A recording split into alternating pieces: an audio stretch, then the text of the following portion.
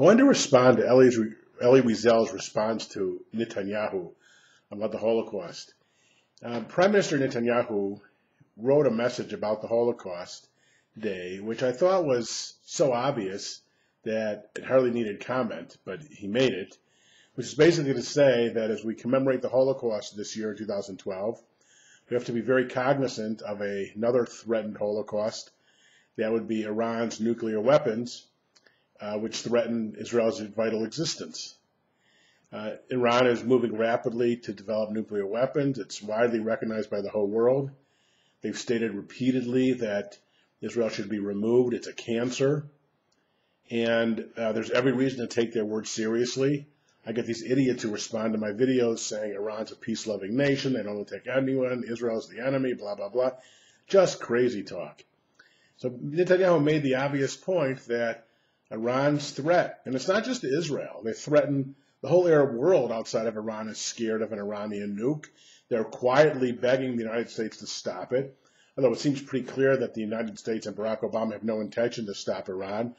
Obama tried to talk supposedly Iran out of it for a year and a half. Then he's tried to delay the sanctions and their implementation.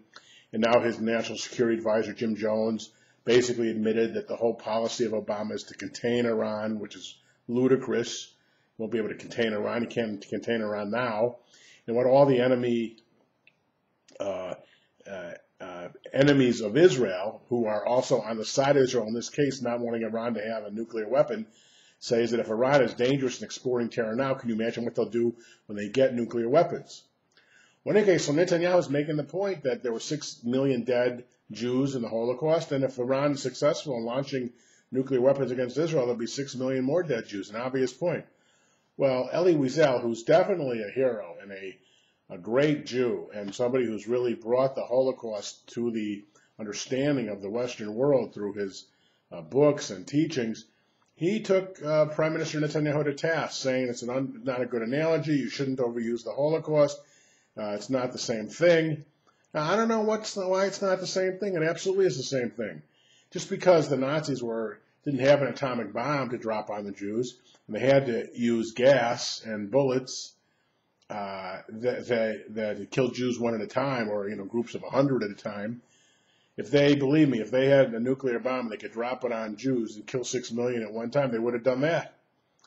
So just because the technology's improved, that Iran will soon have the capability to kill millions of people at one time, that's a fair analogy.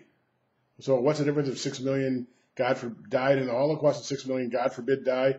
Israel gets destroyed. Now, anybody who says that Iran's not going to do it, first of all, there's lots of ways of doing it.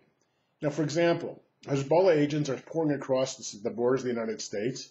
What's to stop Iran from packaging little nukes and delivering them through cargo, through our ports, which are not checked completely?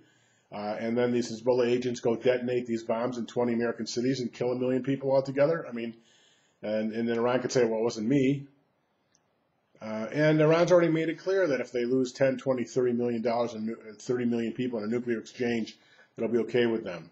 So my bottom line is for Eli Wiesel, I think it was a very unfair response to the Prime Minister, he has done, along with AIPAC, an amazing job trying to get the world aware of the problem.